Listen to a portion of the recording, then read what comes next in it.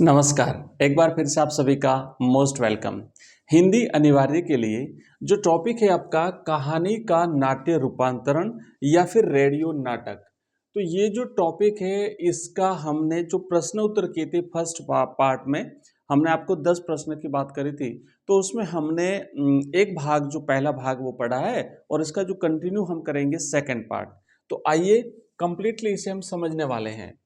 तो 7वें प्रश्न से हम कंटिन्यू करते हैं। देखो मैंने कहा था कि अगर आप इस टॉपिक को भी समझना चाहते हो तो ये टॉपिक मैं आपको अवेलेबल करा दूंगा। तो कुछ बच्चों ने कहा है कि सर टॉपिक पढ़ाइए, तो टॉपिक भी पढ़ लेंगे, पहले हम कर लेते हैं प्रश्न। तो हम कंटिन्यू करेंगे हमारे 7वें प्रश्न से। और 7वां प्रश्न पढ़ने से पहले एक प्रश्न ये भी है, हालांकि ये प्रश्न नहीं है लेकिन आपका डाउट क्लियर करेगा। डाउट क्या है कि भाई इस टॉपिक से प्रश्न कैसे आएंगे। तो क्या लिखा है कि 12वीं कक्षा में कहानी का नाट्य रूपांतरण ऑब्लिक रेडियो नाटक टॉपिक से किस प्रकार के प्रश्न आ सकते हैं, ये आपके दिमाग में एक डाउट रहता है। तो ध्यान देना कि हमारे जो ये टॉपिक है ये अभिव्यक्ति और माध्यम जो पाठ्य पुस्तक है उस पर आधारित है और इसमें से 40 शब्दों का एक लघुत्रात्मक प्रश्न आपकी परीक्षा में पूछा जाएगा जो कि 2 नंबर का रहेगा। इसमें नाट्य रूपांतरण की प्रक्रिया, कहानी, कहानी और नाटक में अंतर और रेडियो नाटक की विशेषताओं पर आधारित प्रश्न पूछे जा सकते हैं। और इन्हीं सारी चीज़ों को ध्यान में रख करके हम यहाँ पर 2 भागों में इसके कंप्लीट प्रश्न आंसर कर रहे हैं। तो ये अगर आपने पहला वीडियो और दूसरा वीडियो देख लिया तो ये टॉपिक तो हो गया आपका कंप्लीट। अब जो बाकी जो टॉपिक बचे हैं वो भी हम एक एक करके सारे कंप्लीट कर रहे हैं। तो चलिए अब हम कंटिन्यू करते हैं 7वां प्रश्न। ये रहा आपके सामने 7वां प्रश्न। क्या लिखा हुआ है कि नाटक रूपांतरण करते समय किन बातों का ध्यान रखना चाहिए। एक्चुअल में आपके सामने एक कहानी है, उस कहानी को आपको नाटक में रूपांतरित करना है।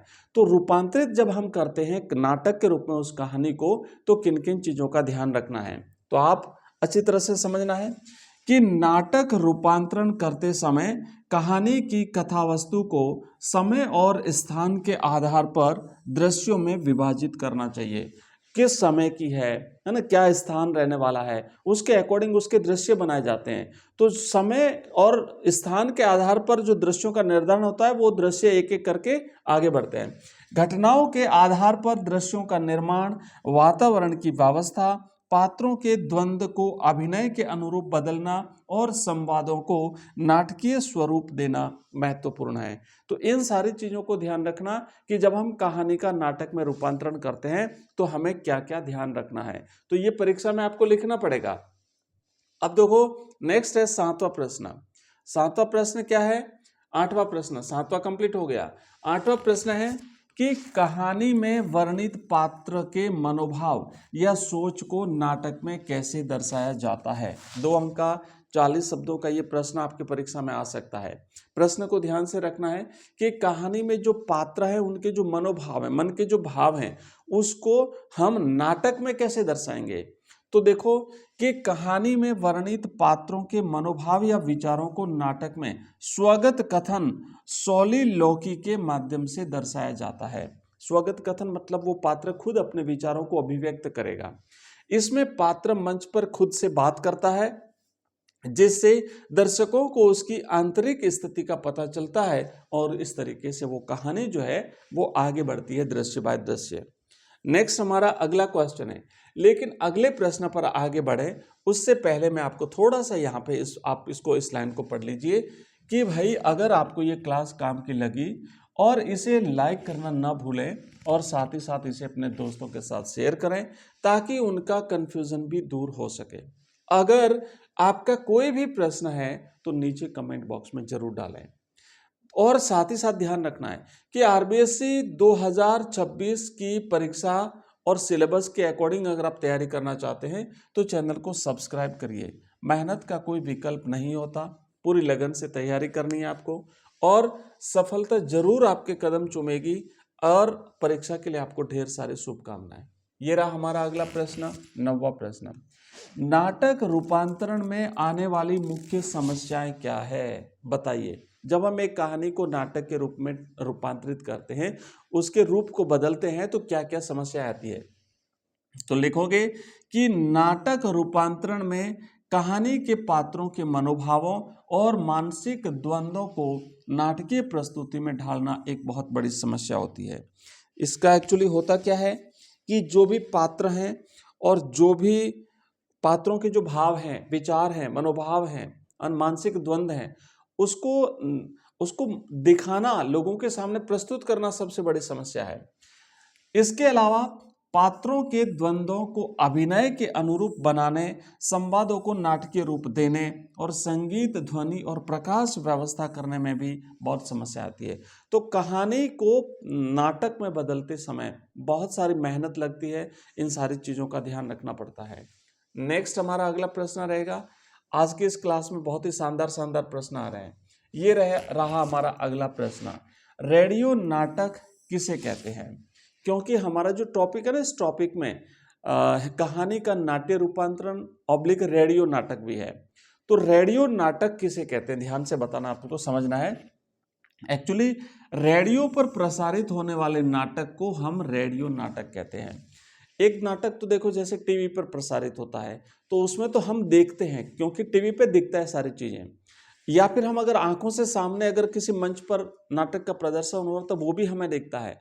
बट एक्चुअली इसमें जो होता है ना कि रेडियो पे तो चीज़ें तो दिखती तो है नहीं हमें, तो वहाँ पे फिर जब दिखती नहीं चीज़ें तो वो एक बहुत बड़ी समस्या होती है कि नाटक को कैसे प्रस्तुत करें।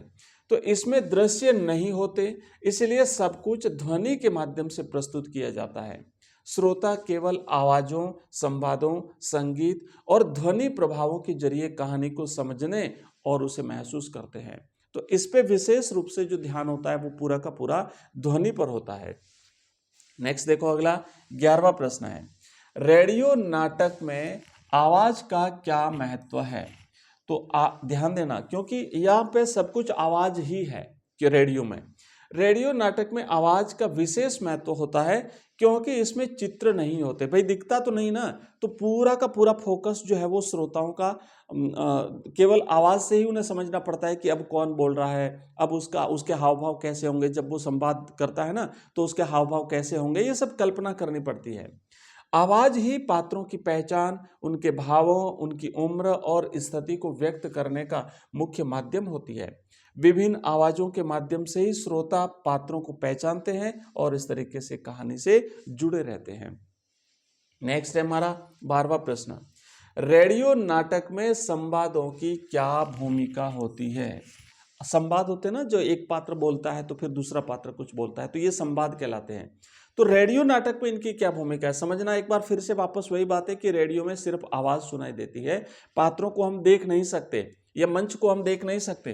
तो रेडियो नाटक में संवादों की भूमिका अत्यंत महत्वपूर्ण होती है। संवादों के माध्यम से ही कहानी आगे बढ़ती है। पात्रों के बीच संवाद स्थापित होता है और वे अपने विचारों और भावनाओं को व्यक्त करते हैं। संवाद ही श्रोताओं को कहानी से जोड़े रखते हैं।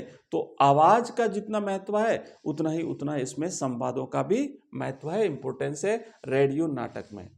नेक्स्ट अगला क्वेश्चन देखो, रेडियो नाटक में संगीत और ध्वनि का क्या महत्व है?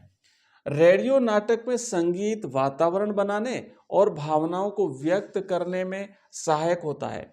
विभिन्न ध्वनियां जैसे बारिश, दरवाजे खुलने की आवाज दृश्यों को जीवंत बनाती है और श्रोताओं को कहानी के माहौल में ले जाती है। ये नाटक को अधिक प्रभावी बनाते हैं। तो आपने देखा किस तरीके से संगीत और ध्वनि जो है वो रेडियो नाटक में बड़ी महत्वपूर्ण होती है। और अगला हमारा प्रश्न है, ध्यान से समझना, कि रेडियो नाटक में पात्रों की संख्या सीमित क्यों रखी जाती है? तो क्योंकि उसमें हमें दृश्य तो दिखाई नहीं देते हैं। तो रेडियो नाटक में पात्रों की संख्या सीमित इसीलिए रखी जाती है ताकि श्रोता उनकी आवाजों को आसानी से पहचान सकें, भ्रमित नहीं हो।